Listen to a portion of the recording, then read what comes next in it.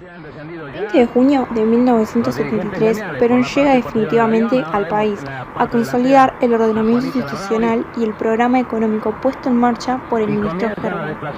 Una gigantesca movilización popular se dirigía al aeropuerto de Ezeiza. Fue una de las mayores movilizaciones de masas de la historia argentina. La presencia de agrupaciones de la izquierda peronista. En el acto organizado por los sectores vinculados a la derecha del movimiento generó enfrentamientos que provocaron un elevado número de muertes y heridos.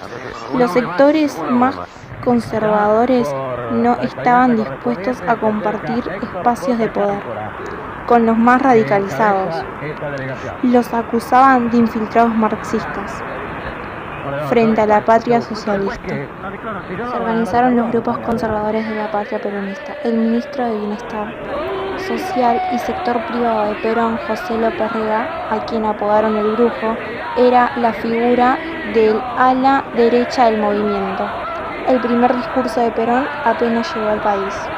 Hizo una velada crítica de los grupos de izquierda y anunció que los peronistas debemos retomar la conducción de nuestro movimiento. Perón alentó la burocracia sindical y el grupo comandado por López Rega. Los funcionarios que simpatizaron por la JP Montoneros comenzaron a ser desplazados del gobierno. Los sectores de derecha forzaron la renuncia de Cámpora, invocando a la necesidad de realizar inmediatamente nuevas elecciones. Fue reemplazado provisoriamente por Raúl Lastiri, presidente de la Cámara de Diputados y yerno de José López Rega. Los nuevos comicios presidenciales fueron el 23 de septiembre y la fórmula de Frejuli estuvo integrada por Perón y su esposa María Estela Martínez, conocida como Isabelita. Los grupos ligados a Montoneros fracasaron en su intento de impulsar la candidatura presidencial de Cámpora y cuestionaron públicamente a Isabel. La fórmula Perón-Perón logró un masivo respaldo en las suburnas. Obtuvo el 62% de los sufragios, frente al 21% del radicalismo. El acercamiento entre Perón y Balbín contribuyó también a fortalecer esta imagen y el tono de los discursos de Perón, en los que presentaba como un elemento de unión para los argentinos. La consigna: para un argentino no hay nada mejor que otro argentino. El proyecto de Perón, una política de pacificación, se vio obstaculizada por la profundización de luchas entre facciones antagónicas dentro del movimiento peronista y las debilidades del programa económico elaborado por Gerba. Después del ataque que realizó el ERP al Cuartel Azul en enero de 1974, provocó el desplazamiento de los funcionarios de la tendencia revolucionaria designados por Cámpora. El primer desplazado fue el gobernador de Buenos Aires, Óscar Videjian, que fue reemplazado por Victorio Calabró. Este recambio fue apoyado por las Fuerzas Armadas de la cúpula de la CGT y por el radical Ricardo Balbín. La ofensiva política sobre el camporismo continuó en Córdoba. El gobernador Ricardo Obregón Cano, de la tendencia revolucionaria, y el vicegobernador Atilio López, dirigente del sindicalismo peronista combativo, fueron obligados a renunciar. Poco tiempo después también fueron forzados a dejar sus cargos el gobernador de Mendoza, Alberto Martínez Vaca, el de Santa Cruz, Jorge Ceperín, y el de Salta, Miguel Rasgones. Desde 1974, bajo las órdenes del ministro López Rega, se fue afianzando una estructura represiva y legal. La estructura organizativa de un grupo parapolicial, conocido como la AAA, Alianza Anticomunista Argentina.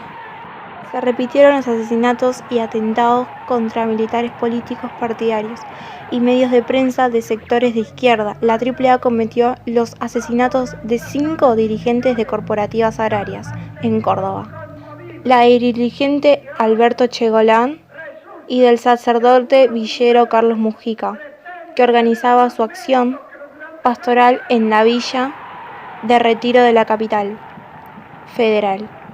También fueron asesinados militares y dirigentes gremiales en diferentes lugares del país. Se hicieron listas negras en donde artistas tuvieron que abandonar el país, luego de haber sido amenazados por muerte. Por los hechos de violencia, los diputados nacionales del bloque de la Juventud Peronista renunciaron a sus bancas. La izquierda peronista, liderada por Montoneros, comenzó a cuestionar abiertamente la orientación política del gobierno de Perón. Le dio respaldo decididamente a los que se proclamaron como ortodoxos.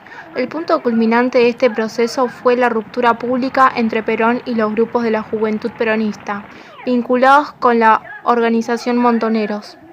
Durante el transcurso del acto en conmemoración del Día de los Trabajadores, el 1 de mayo de 1974, realizado en la Plaza de Mayo, simpatizantes de los sectores de izquierda cuestionaron a la esposa de Perón, corearon la consigna "Evita hay una sola" e interrumpieron el curso del líder preguntando: ¿qué pasa, general, que está lleno de gorilas el gobierno popular?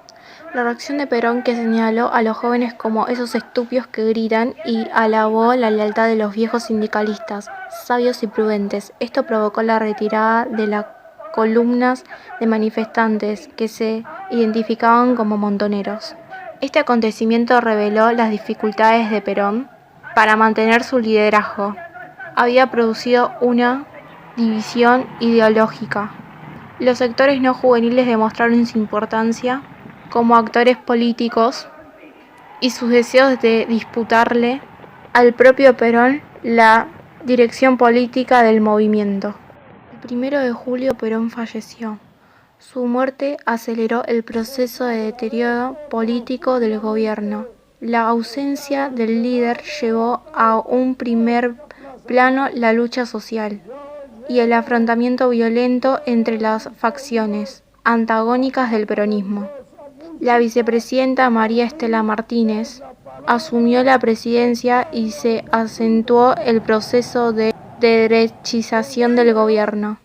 El avance de los sectores conservadores, con el lema de restaurar el orden y la ortodoxia doctrinaria, se propusieron iniciar una cruzada anticomunista y afirmaron que el gobierno universitario era un soviet. Esto provocó el comienzo de la persecución de las importantes agrupaciones estudiantiles como la Juventud Universitaria Peronista Montoneros, Franja Morada del radicalismo y el movimiento de orientación reformista del Partido Comunista. Pero no lograron resistir el avance de los sectores conservadores. El tema era restaurar el orden y la ortodoxia doctrinaria. Se propusieron iniciar una cruzada anticomunista y afirmaron que el gobernador universitario era un soviet. Luego de la muerte de Perón, la organización rompió por completo el gobierno al que caracterizaban como no peronista. El dirigente montonero Rodolfo Gilamberti afirmó: el gobierno crea las condiciones para la violencia porque en vez de seguir el camino, militares que actuaban en los barrios, en las fábricas, en las villas, en las escuelas y en las universidades eran los que permitían a la tendencia revolucionaria desarrollar lo que llamaban una política de masas, para obtener el apoyo de las mayorías populares a la causa de la liberación nacional. Los militares de la JP no eran cuadros que podían hacerse clandestinos, dejar de aparecer de un día para el otro en lugar de los lugares de trabajo. La decisión de los jefes montoneros de clandestinidad y militarizar a sus organizaciones significó quedar expuestos a la represión ilegal de la AAA.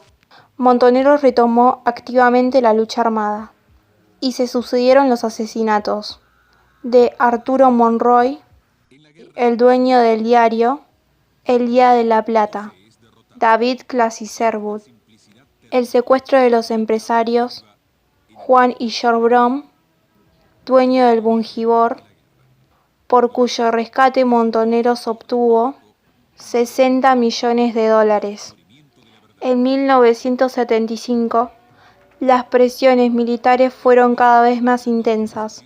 Sobre el gobierno de Isabel, el 27 de agosto de 1975, la presidenta ordenó el pase a retiro de Damasco y reemplazó a Nuna Laplane por el general Jorge Rafael Videla como comandante del jefe del ejército. La multiplicación de acciones violentas incrementó los temores de los sectores más conservadores y fue alejado a los más moderados de toda participación política. Una gran parte de la sociedad no se sentía incluida ni representada. Las organizaciones revolucionarias se fueron aislando progresivamente del conjunto de la sociedad y se forzaron sus tendencias militares para satisfacer los reclamos de orden y seguridad del gobierno. Otorgó a las Fuerzas Armadas un papel cada vez más importante en la lucha antisubversiva. La noche del 23 de septiembre de 1975, el Ejército Revolucionario del Pueblo atacó el batallón de Arsenales, Domingo Viejo Bueno, en Monte Chingolo, en el Gran Buenos Aires. Fracasaron en su intento de copar el cuartel y quedaron desarticulados como consecuencia de las bajas sufridas. Al día siguiente, aprovechando el fuerte impacto que causó en la opinión pública el sangriento episodio, el general Jorge Rafael Videla, entonces jefe del ejército, pronunció un discurso que anticipó las ideas con las que unos meses más tarde se justificaría el golpe cívico-militar. La desaparición de la Alianza Social Peronista, la pérdida de identidad política y el descrecimiento del gobierno favoreció la formación de un frente golpista. La casi totalidad de los sectores capitalistas y las Fuerzas Armadas consideraron necesario asumir el control de la situación antes que sostener un gobierno que se mostraba incapaz de detener los conflictos sociales. El 24 de marzo de 1976, las Fuerzas Armadas interrumpieron el ciclo constitucional e instauraron una dictadura.